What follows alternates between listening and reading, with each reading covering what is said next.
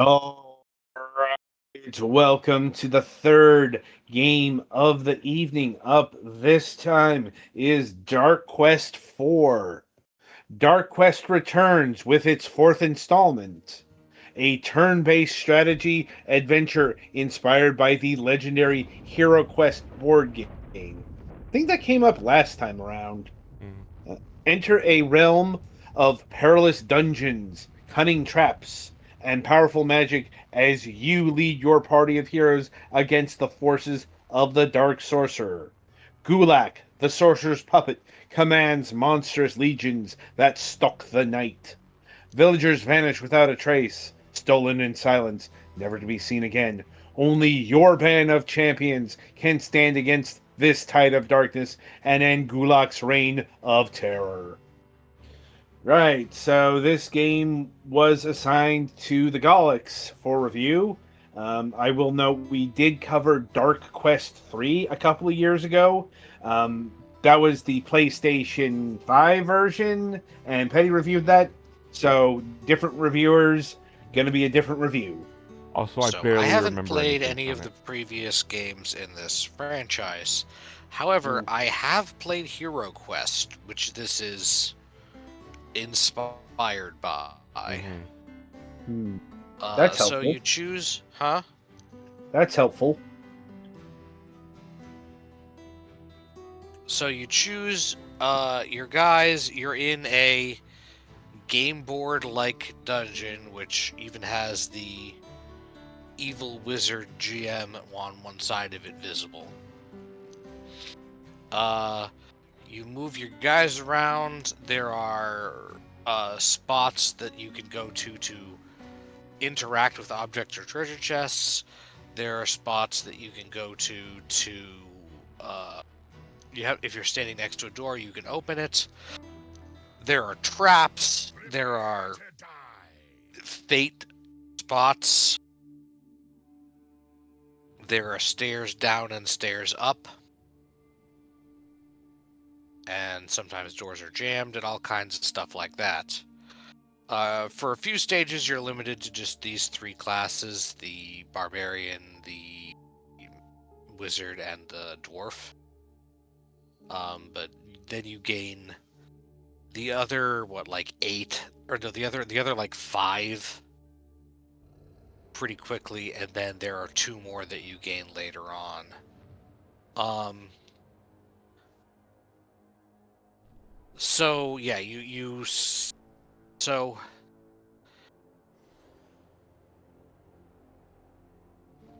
the awkwardness I found in this game comes to your selection of what you're doing and how it handles. In combat, everything is by initiative order. Out of combat, everything your characters still move in specific order, and you have to choose between. I believe in combat there's like an invisible die roll that like slightly shifts around the initiative order, like every round. Um, So yeah, when you're just moving, it's fine. You select a spot to move, and then you move there. And if it's a spot where you can interact with the thing, you interact with it. The awkward thing is when you want to do something else. Because your actions that you can do are represented by cards at the bottom of the screen. And what you have to do is select a card, of which one of the options is end turn standing here for I think all characters. But like your basic attack is the other one that you start off with, and then progressing in the games you can buy other cards. You have to select which action you're going to do, select the target of that action, and then select where you're going to move to, which has to be a valid spot to move to target the target that you chose. And, at basically any point of this, if you click wrong or something, it just sends you back to choosing what to do, so you have to select which card you want to use again. And there's no, like, back conveniently or whatever. So it felt kind of awkward to me to have to choose and then move. Also, I'm finding the Uh, isometric aspect of the camera makes it hard to line up your space. yeah, sometimes the walls or your other characters or scenery or something get a little bit in the way and make it hard to see where the thing you're trying to target is. Yeah, that is another thing I noticed. um. So yeah, the other thing is that you can look at your character's like stats at any time. You just uh, stick over them and press one of the face button east on the Switch. And then you can see their stats. However, Petty Fanny Food kindly do that. You will see that How do I see their... Oh, well, the Y button. yeah. You will see that while it shows you their stats, it does not actually very specifically tell you what any of those fucking numbers mean. Yeah. And in fact, when you get for the tutorial to standing on a trap space, it specifically points out that the spear thingy is your save against traps. Which, by the way, in an actual game, you would be handed a card that shows what all these do. Yeah, it would say in the manual, oh, the heart is your life, the something is your, I believe the lightning bolt is your magic resistance. Mm-hmm. I don't know if there's a physical resistance. Like, I don't know what about half of those do. Yeah. Aside from your life, your move, Oh, if your you hit chance the to X not get hurt by button, you traps. can bring up another menu that shows what those do. Oh, see, I was afraid to do that because I thought it might cancel it or something. Mm. Okay, so we got sanity, defense, save versus death, which is another thing, and then yeah, the initiative that affects your roll when you're in combat. Mm. So that's what those do, which I didn't realize. So yeah. I mean, usually in a game, it would let you kind of just mouse over stuff like this. Yeah, and or it would at least have a press X for details button somewhere. Yeah, well, there's press X for help over on the right, or on the left, rather. Okay. Well, I don't know if that. Anyway. I don't know. That may not be in the Switch version too. I think it was, but I am playing on Xbox or on PlayStation holy God, I'm playing on PC. I'm just gonna go sit and babble in the corner for 5 minutes. So you're playing on the Xbox, PlayStation, PC. Gotcha. Yeah, I'm having a stroke. It's Anyway, so yeah, I just find that a little bit awkward, and it makes the pace kind of not amazing. So that's what it goes. Generally, at least for the first several, the missions are not super long. And then after each mission, you go back to the camp. The camp has a guy who sells cards with the gold that you can buy with the gold that you earn. Later, you unlock other NPCs that sell potions and runes and those other things that were at the bottom of the screen. And as you go through that, and you also, after the first few, have to choose which guys to bring, because after you use guys for a mission, they're tired, so if you bring them on another mission immediately, they'll have one less health. If they died and you try to bring them on another mission immediately, they'll be at half health. If you haven't used them for one round, they will have normal. And if you have used them for... if you haven't used them for 2 straight, I believe, they get +1 health. So there's some incentive to try out different guys and certainly advance different guys, not put all of your resources into like the same 3 characters. Okay, where it auto puts you to do an attack, I do not like. That's mostly. It's not supposed to auto put you to do the attack. You are supposed to click on the target of the attack and then click on one of the squares adjacent to the target to choose which one to go to. Unless I must have accidentally rolled through it, but I guess the first option. If you do double click it, it will auto pick one, but you're not really supposed to do that. Okay, because if that was an intended mechanic, I could see that being a problem. You know, like I was literally had my back against the other guy where they kind of threw me. Oh yeah, I've accidentally been unable to open a door because I accidentally stood my 2 guys next to the door and didn't click on it. And then the next guy couldn't get up to the door, and then the next guy couldn't open the door because he had to move. Yeah. I mean, you could just have them move away and then back too, but it's a little bit obnoxious that it works that way. Right.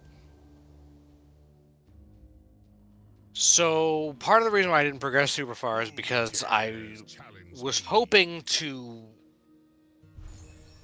I was trying to get a feel for the swapping out the different characters, so I ran through the earlier stages with a few of them once I unlocked them. The first step is what you just did, just so you know. Oh. Once I ran through it again because I didn't realize it was the same thing I'd just done.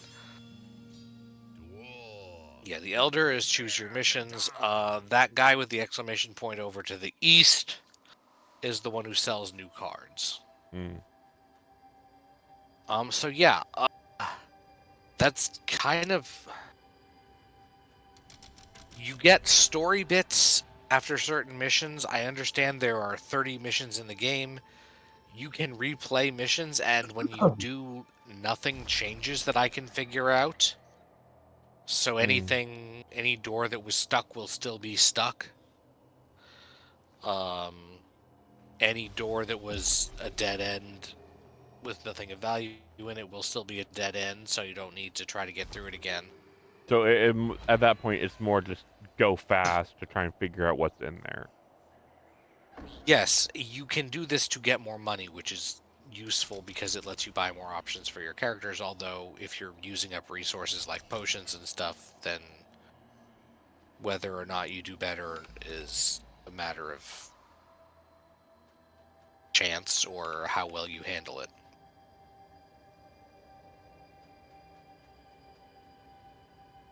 So yeah, that's mostly what it is. I like the idea of it, but the combination, like, it would love to be able to rotate the gameplay field, but you can't. Oh yeah, like please, for 5, give me the option to use, press right stick and move my stick around to rotate, please. Or even just like delete all walls or delete all your guys or something, because sometimes things get in the way of the camera in a way that is really obnoxious. The selecting where to go is part of the awkward, selecting where to go is an issue of the isometric camera. If I can rotate the camera, it would fix the selecting where to go problem. So that's one of those chicken and the egg Also, it issues. took me a while to figure out that I think any attack that counts as ranged is literally just line of sight. Like, I don't think any of them have limitations of, like, this can only go, like, 3 squares. Which is relevant for the wizard and the fire mage and the archer out of the starting characters. So yeah, I think there's a lot to like here, but I found the play experience, I don't know, maybe if I gave it more time, it would grow, it would start to feel more natural. At the same time, one of these, it makes me just kind of want to play the game. Like, well, that's kind of the thing we run into. I will say this is saving you all of the fucking difficulty and time it takes to fucking set up the board. A fair. Also, I kind of wish, like, if there were no enemies in the area and the area to the next thing was open, just let me fast move my pieces in there. You do have more move when you're not in combat. I get that, but at the same time, if there are no enemies left on the floor and you can see the hole, just give me a button to fast move them to the hole. Also, I will say it does do one thing that I don't think they really do in the tabletop thing, which is that I've seen at least one instance of a dungeon where you go down a floor but then come back up. Yeah, like this to one, like a different point of the floor before. This one gives you the option to go back up if you need to. Yeah. But normally on a board game version, once you're done with the floor, you're done with it, because that way the storyteller doesn't have to fucking reset up the entire goddamn thing. Yeah. Because having to find that fucking board piece, the DM will literally kill you. You think I'm joking? That's how you end up with a pen in your neck. That is. I know that it kind of sounds negative, but that's mostly because my general opinion of this is positive, except for a couple of solid like very significant flaws. Yeah, it's the flaws of it. The choice of being a fixed isometric view is a good amount of it, honestly. Which is probably partly in service of the art style and the fact that the board is set up to look like an actual game board with the even on an actual game board, you have the option to move around it a little bit. Yes. Like, your DM's not going to beat the fuck out of you. But the dark wizard won't let you. The dark wizard won't let you stand by his side of the table. Yeah. But IRL, your DM better not kick your ass if you try to look around, other than trying to get behind the DM board, which will probably get you hurt. Right. Anyway, that's sort of the issue, I think. Mm-hmm. So yeah, those are my main thing. So the other thing is, because when I was trying to look up some information about the game, I did see the price, at least on Steam. Adam, is this also $20 on Switch? It is. I mean, knowing that there are only 30 stages in this, albeit some of them are probably of decent length, that might be a little on the high side. Depends on how much enjoyment you get out of replaying things you've already done. Oh, it looks like it does offer online co-op, so that could... retry any mission at all. Huh?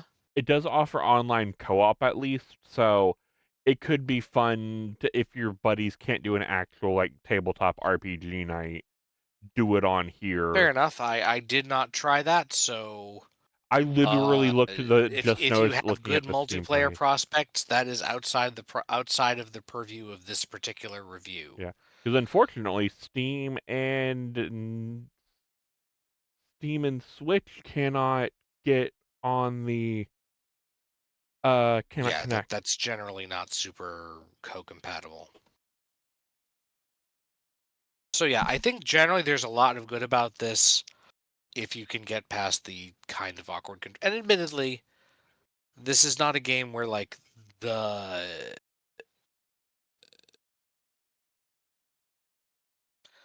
risks of awkward or the problems of awkward controls are going to be as big of an issue. It's a fairly slow-paced game.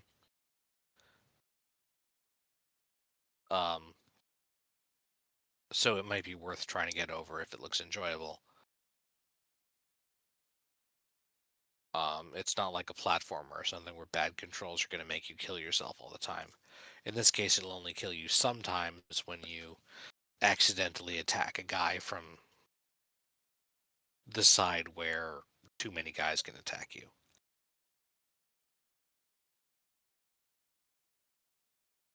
So yeah, I think that's about what I have.